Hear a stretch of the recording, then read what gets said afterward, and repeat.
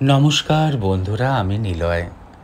আজকের এই 12 মিনিটের ব্লগে আমি যেই কথাগুলো বলবো তার সাথে হয়তো এই ভিডিওটার কোনো সম্পর্ক নেই, কিংবা আপনারা যদি সম্পর্ক খুঁজে বের করতে পারেন তাহলে এই ভিডিওটার সাথে কিন্তু বেশ ভালোই একটা সম্পর্ক আশা করি জোগাড় করতে পারবেন। আজকে শুভ বিজয়া। ভিডিওটা আমি নবমীর রাত্রে করেছি। যে সমস্ত ভিডিও দেখবেন এগুলো কিন্তু নবমীর রাতের ভিডিও। আজকে বিজয়া দশমীর বিকেল 4টের সময় ভিডিওটা এডিট করে আপনাদের পোস্ট করব। এবার আসি সেই গল্পে। হঠাৎ আজকে চোখ খুলে দেখি আমার হোয়াটসঅ্যাপ গ্রুপে, আমার স্কুলের শ্যামবাজার এভি স্কুলের হোয়াটসঅ্যাপ গ্রুপে মেসেজ এসছে শুভ বিজয়া। সঙ্গে সঙ্গে আমি যেন কোথায় একটা পুরনো অতীতে চলে গেলাম। আমরা যত বড় হই, জোয়ারের তালে তালে কত বন্ধুরা আসে আমাদের জীবনে। ছোটবেলার বন্ধুত্বটা কোন যেন মনের কোণে পড়ে থাকে, ভুলে যাই কিন্তু হঠাৎ চারা দিয়ে ওঠে, তাই না? আপনাদের কি হয়? বুড়োবেলার একটা বন্ধু আমায় বলেছিল, ছোটবেলার মতো বন্ধুত্ব হয় না, তাতে যার টান থাকে সেটা বুড়ো বয়সের বন্ধুত্বে সেটা থাকে না। আজকে সেই বুড়ো বয়সের বন্ধু যে আমায় কথাগুলো বলেছিল সে নেই, তার সাথে বন্ধুত্ব নেই। ও জোয়ারের তালে এসছিল, আবার জোয়ারের তালে চলেও গেছে।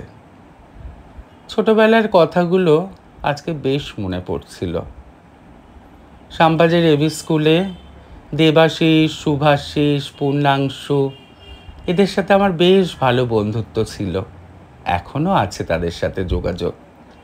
তার সাথে সাথে ছিল বিশ্বজিৎ, ইন্দ্রনীল, আরও অনেকে, আর হ্যাঁ, রাজেন্দ্র।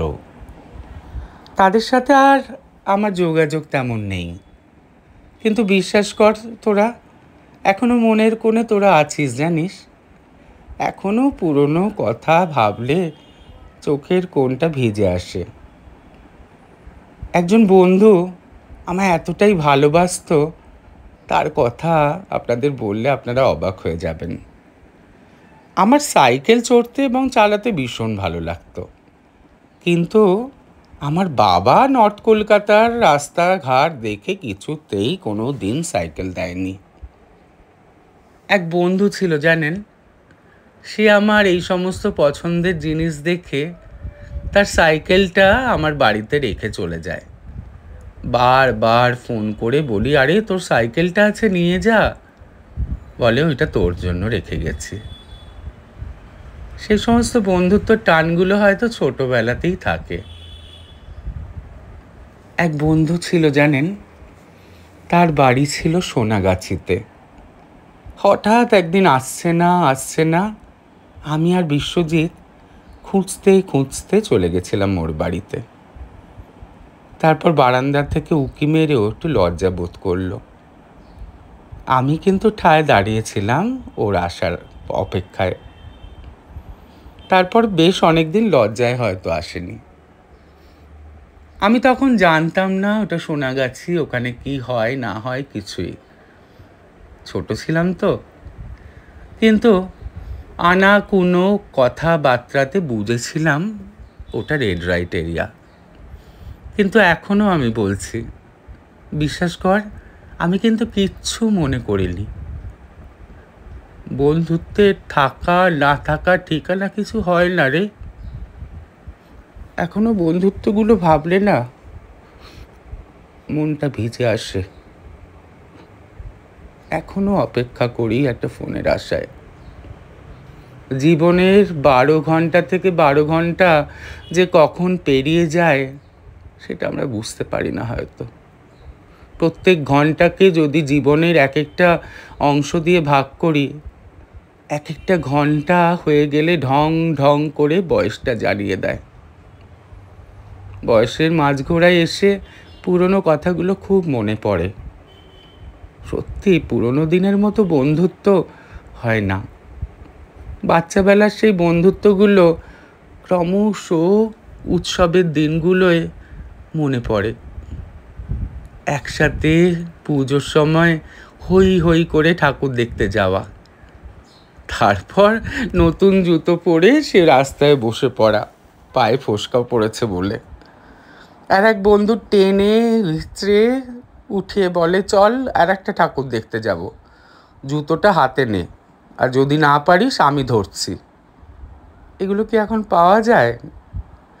বয়সের সাথে সাথে বন্ধুত্বগুলো হয় কিছুটা প্রফেশনাল ওয়েতে, আর কিছুটা হয়তো নিজেদের কি বলবো আর কি, নিজেদের স্বার্থে হয়তো। আমিও হয়তো স্বার্থে